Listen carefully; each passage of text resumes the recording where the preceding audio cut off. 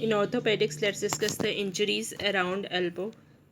So इसमें इसके name है and supracondylar fracture of humerus है, उसकी इडियोपैथ है, classification, clinical features, complications and management है.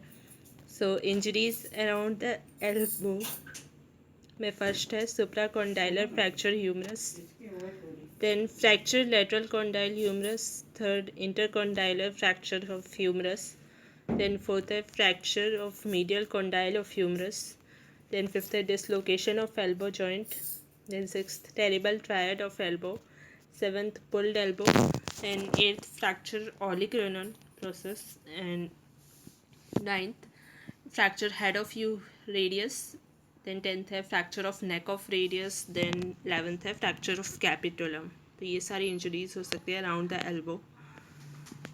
Then supracondylar fracture of humerus में फर्स्ट इसका मैकेनिज्म देखेंगे, सेकेंड पैथो एनाटॉमी देखेंगे, देन थर्ड इसका डायग्नोसिस है, फोर्थ इसका ट्रीटमेंट है, एंड फिफ्थ इसका कॉम्प्लिकेशंस है. सो मैकेनिज्म क्या होता है सुप्राकॉन्डाइलर फ्रैक्चर ऑफ ह्यूमरस का? तो आउटस्ट्रेच्ड हैंड पे अगर फॉल होता है एंड एल्बो फोर्स्ड हो जाती है अगर हाइपर एक्सटेंशन में, तो उसकी वजह से ये फ्रैक्चर होता है. एंड ये अबव द कॉन्डाइल्स होता है. सेकेंड पैथो एनाटॉमी कैसी होती है इसकी? फर्स्ट फ्रैक्चर लाइन जो है वो ट्रांसवर्सली एक्सटेंड करती है ह्यूमरस के डिस्टेंट मेटाफाइसिस से just above the condyles. Then second इसके टाइप्स कैसे होते हैं? दो टाइप्स के होता है, first extension type and second flexion type. तो ये फिगर 14.4 में है. एक्सटेंशन टाइप 80% ऑफ पीपल में होता है, तो ये ऐसा दिखता है, and flexion type 20% of people में होता है, ये बी टाइप के डायग्राम जैसा दिखता है. सो ये टाइप्स ऑफ सुप्राकॉन्डाइलर फ्रैक्चर्स हैं. तो फर्स्ट एक्सटेंशन टाइप जो है जो ज़्यादा कॉमन होता है दोनों में से, और इसमें डिस्टल फ्रैगमेंट जो है वो एक्सटेंड हो जाता है और बैकवर्ड टिल्ट करता है प्रॉक्सिमल फ्रैगमेंट के रिलेशन में. एंड फ्लेक्शन टाइप वाला जो होता है उसमें डिस्टल फ्रैगमेंट जो है वो फ्लेक्स्ड रहता है, मतलब फॉरवर्ड टिल्टेड रहता है प्रॉक्सिमल फ्रैगमेंट के रिलेशन में. तो इसमें हम एक्सटेंशन टाइप वाले को ज़्यादा डिस्कस करेंगे. द नेक्स्ट डिस्प्लेसमेंट्स है सुप्राकॉन्डाइलर फ्रैक्चर के. तो फर्स्ट पोस्टीरियर या बैकवर्ड शिफ्ट हो सकता है, देन सेकंड पोस्टीरियर या बैकवर्ड टिल्ट हो सकता है, थर्ड प्रॉक्सिमल शिफ्ट हो सकता है, एंड फोर्थ मीडियल या लैटरल शिफ्ट हो सकता है, फिफ्थ मीडियल या लैटरल टिल्ट हो सकता है, देन सिक्स्थ इंटरनल रोटेशन हो सकता है. तो इसका डायग्राम इसमें 14.5 में एंटेरो पोस्टीरियर व्यू में ऐसा दिखता है. ये प्रॉक्सिमल है, ये शिफ्ट दिखा रहा है इसमें, लैटरल या फिर मीडियल शिफ्ट दिखा रहा है एंड मीडियल टिल्ट दिखा रहा है. देन लैटरल व्यू है तो इसमें प्रॉक्सिमल दिख रहा है शिफ्ट एंड डॉर्सल शिफ्ट दिख रहा है एंड डॉर्सल टिल्ट दिख रहा है. देन नेक्स्ट थर्ड इसका डायग्नोसिस है. तो फर्स्ट इसमें presenting complaint, second on examination क्या दिखेगा, एंड थर्ड रेडियोलॉजिकल एग्जामिनेशन. तो उसके बेसिस पे डायग्नोसिस किया जाता है. तो फर्स्ट प्रेजेंटिंग कंप्लेंट्स या क्लिनिकल फीचर्स जो रहते हो क्या, एक तो फॉल की हिस्ट्री रहती है, दूसरा पेन हो रहा होता है, तीसरा स्वेलिंग आ जाती है उस जगह पे, एंड फोर्थ डिफॉर्मिटी होती है, एंड फिफ्थ मूविंग इनएबिलिटी हो सकती है अफेक्टेड एल्बो पे. देन सेकेंड ऑन एग्जामिनेशन हमको क्या मिलता है? फर्स्ट पोस्टीरियर प्रोमिनेंस जो है एल्बो पॉइंट का वो हो जाता है, वो अनयूजुअल प्रोमिनेंस हो जाता है वो ओलिकेनॉन के टिप का, एंड ये होता है डिस्टल फ्रैगमेंट के बैकवर्ड टिल्ट की वजह से. देन सेकेंड तीन बोनी पॉइंट की जो रिलेशनशिप होती है वो मेंटेन रहती है, क्योंकि फ्रैक्चर जो है वो कॉन्डाइल्स के ऊपर हुआ है इसीलिए. तो नॉर्मल एल्बो में जैसे थ्री बोनी पॉइंट्स रिलेशनशिप रहती है वैसी ही रहती है. देन थर्ड हमको चेक करना होता है pointing index and wrist drop को. पॉइंटिंग इंडेक्स जो है वो मीडियन नर्व की इंजरी के कारण हो सकता है, and wrist drop radial nerve की इंजरी के कारण हो सकता है. देन थर्ड इसका रेडियोलॉजिकल एग्जामिनेशन है. तो उसमें AP view and lateral view देखते हैं, तो उससे हमको पता चलता है. तो एंटेरो पोस्टीरियर व्यू में प्रॉक्सिमल शिफ्ट दिखता है, मीडियल या लैटरल शिफ्ट दिखता है, मीडियल टिल्ट दिखता है, एंड डिस्टल फ्रैगमेंट का रोटेशन दिखता है. तो ये इसका डायग्राम है. X rays of elbow, AP and lateral view showing typical supracondylar fracture of humerus. तो इसमें दिखेगा प्रॉक्सिमल शिफ्ट, मीडियल या lateral shift, medial tilt and distal fragment का रोटेशन। देन जो लेटरल व्यू है तो उसमें प्रॉक्सिमल शिफ्ट दिखता है, पोस्टीरियर शिफ्ट दिखता है, पोस्टीरियर टिल्ट दिखता है एंड डिस्टल फ्रैगमेंट का रोटेशन दिखता है। देन नेक्स्ट फोर्थ हेडिंग है इसका ट्रीटमेंट। तो अनडिस्प्लेस्ड फ्रैक्चर्स को इमोबिलाइजेशन की ज़रूरत होती है अबव एल्बो प्लास्टर स्लैब में एंड एल्बो जिसमें 90 डिग्री फ्लेक्शन में रहती है, जबकि सारे डिस्प्लेस्ड फ्रैक्चर्स में हॉस्पिटल में एडमिट किया जाता है सीरियस कॉम्प्लिकेशंस क्योंकि हो सकते हैं फर्स्ट 48 आवर्स में। तो ट्रीटमेंट के जो मेथड्स थे वो क्या क्या है, first closed reduction and percutaneous के वायर फिक्सेशन होता है। तो ये फिगर 14.7 में है।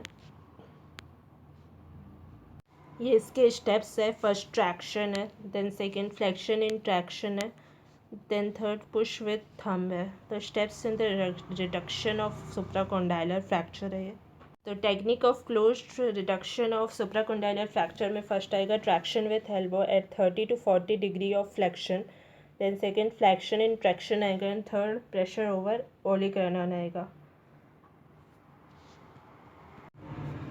तो फर्स्ट एल्बो को 30 to 40 डिग्री ऑफ फ्लेक्शन पे रखते हैं एंड उसके साथ ट्रैक्शन देते हैं। तो 2 मिनट्स के लिए ट्रैक्शन अप्लाई किया जाता है एंड असिस्टेंट जो है वो काउंटर ट्रैक्शन देता है आर्म पे, जबकि जब ट्रैक्शन में होता है तो एल्बो ग्रेजुअली एक्सटेंड की जाती है एंड फोर आर्म पूरी तरह से सुपिनेट किया जाता है। ये मैनुअल करेक्ट करता है प्रॉक्सिमल डिस्प्लेसमेंट को एंड मीडियल लैटरल डिस्प्लेसमेंट्स को।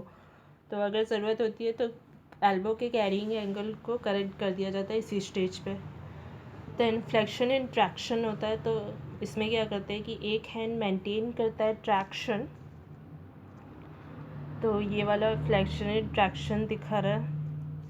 इसमें एक हैंड मेंटेन करेगा fraction and upper arm grasp किया जाता है दूसरे हैंड से, जिसमें फिंगर्स रखी जाती है ओवर द बाइसेप्स जिससे कि थंब रेस्ट करे ओलिक्रैनन पे एंड एल्बो फिर अब स्लोली फ्लेक्स की जाती है उस हाथ से जिससे कि ट्रैक्शन अप्लाई किया जा रहा है, जिससे कि एल्बो को फ्लेक्स किया जा सके जब कंटिन्यूस ट्रैक्शन मेंटेन हो रहा है फोर आर्म के लॉन्ग एक्सिस में। तब देन प्रेशर ओवर द ओलिक्रैनन है थर्ड स्टेप। तो इसमें जब मैनुअल कंटिन्यू किया जाता है उसी समय थंब रखा जाता है ओलिक्रैनन प्रोसेस पे, जो कि प्रेस करता है ओलिक्रैनन को एंड उसके साथ ही डिस्टल फ्रैगमेंट को, जैसे कि वो फ्लेक्शन में आ जाता है एंड ट्रैक्शन मेंटेन किया जाता है जब एल्बो को फ्लेक्स कर रहे हैं हम बियॉन्ड 90 डिग्री एंड इस मैनुअल के दौरान पूरी तरीके से रेडियल पल्स को फील किया जाता है। अगर वो ऑब्लिटरेटेड है फ्लेक्शन में तो एल्बो को एक्सटेंड किया जाता है जब तक कि वो पल्स रिटर्न ना हो जाए एंड एक पोस्टीरियर स्लैब को अप्लाई किया जाता है जिस भी पोजीशन में अचीव हो। उसके बाद फर्दर ट्रीटमेंट ऐसे केसेस में डिपेंड करता है रिडक्शन की एक्सेप्टेबिलिटी पे। अगर ये पॉसिबल है कि फ्लेक्स करना एल्बो को बियॉन्ड 90 डिग्री तो फ्रेगमेंट्स लॉक हो जाते हैं और इंटैक्ट पेरिओस्टियम एंड ट्राइसेप्स जो है डॉर्सल एस्पेक्ट ऑफ फ्रैक्चर पे वो एक्ट करते हैं इंटरनल स्प्लिंट की तरह, फिर वो रिडक्शन को स्टेबलाइज कर देते हैं। तो एक पोस्टीरियर स्लैब को अप्लाई किया जाता है इस पोजीशन में 3 वीक्स के लिए और ये ज़रूरी होता है कि एक चेक एक्सरे किया जाए after 48 hours and after 1 week, जिससे कि कोई रीडिस्प्लेसमेंट को हम डिटेक्ट कर सके। और अगर कोई रीडिस्प्लेसमेंट नहीं होता है तो फिर प्लास्टर को रिमूव कर देते हैं 3 हफ्ते बाद। तो इंटरनल स्प्लिंट का भी डायग्राम है यहाँ पे,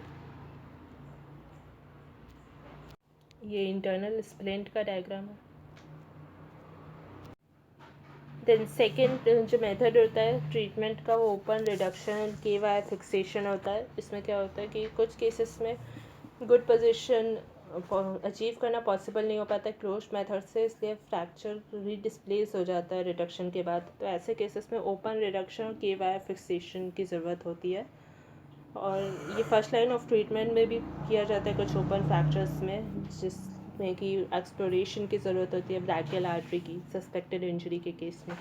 देन नेक्स्ट मेथड है इसका कंटिन्यूस ट्रैक्शन। तो ये ऐसे केसेस में ज़रूरत होती है जो कि लेट प्रेजेंट कर रहे हैं, एक्सेसिव स्वेलिंग हो गई है या बैड वुंड्स हैं अराउंड द एल्बो। तो ये के वायर से ही दिया जाता है ट्रैक्शन और ओलिक्रैनन के थ्रू पास किया जाता है बिलो एल्बो स्किन ट्रैक्शन या फिर दिया जाता है डनलोप्स ट्रैक्शन जिसको बोलते हैं। वैसे अब यूज़ नहीं किया जाता ये मेथड। सो ये फ्लो चार्ट 14.1 इसका ट्रीटमेंट मेथड बता रहा है कि कैसे हम अप्रोच कर सकते हैं। तो treatment plan for supracondylar fracture में सुप्राकोंडाइलर फ्रैक्चर हुआ है, देन उसके बाद रेडियल पल्स प्रेजेंट है और उसमें फ्रैक्चर डिस्प्लेस हुआ है कि नहीं, एंड ये चीज़ देखनी होती है। अगर डिस्प्लेस हुआ है तो दो चीज़ें की जा सकती है, एक तो closed reduction and percutaneous K wire fixation under image intensifier, and दूसरा closed reduction under general anaesthesia अगर इमेज इंटेंसिफायर अवेलेबल नहीं है तो अगर close reduction percutaneous K wire fixation under image intensifier करते हैं तो फिर चेक एक्सरे आफ्टर 1 वीक किया जाता है and plaster of Paris support लगाया जाता है 3 वीक्स के लिए, एंड उसके बाद मोबिलाइजेशन किया जाता है। एंड अगर क्लोज रिडक्शन जनरल एनेस्थीसिया के अंडर कर रहे हैं, इमेज इंटेंसिफायर अवेलेबल नहीं है, तो फिर चेक एक्सरे एक्सेप्टेबल है या नहीं वो देखते हैं, और अगर एक्सेप्टेबल है तो चेक एक्सरे डे 7 पे करते हैं। फिर रिडक्शन मेंटेन्ड है या स्लिप कर रहा है ये देखना है। तो रिडक्शन अगर मेंटेन्ड है तो कंटिन्यू करना है प्लास्टर ऑफ पेरिस को 3 वीक्स के लिए, फिर मोबिलाइजेशन करना है। एंड रिडक्शन अगर स्लिप कर रहा है तो ओपन रिडक्शन और के वायर फिक्सेशन करना है और फिर मोबिलाइजेशन करना है 3 हफ्ते बाद। एंड चेक एक्सरे अगर अनएक्सेप्टेबल है तो फिर ओपन रिडक्शन एंड के वायर फिक्सेशन करते हैं एंड मोबिलाइजेशन करते हैं 3 वीक्स के बाद। देन अगर फ्रैक्चर अनडिस्प्लेस्ड है तो प्लास्टर ऑफ पेरिस स्लैब को 3 वीक्स के लिए लगाते हैं एंड फिर मोबिलाइजेशन करते हैं। तो ये इसका ट्रीटमेंट प्लान है। देन इसकी कॉम्प्लिकेशंस हैं, तो इसकी कॉम्प्लिकेशंस को हम नेक्स्ट वीडियो में कंटिन्यू करेंगे। Thanks for watching.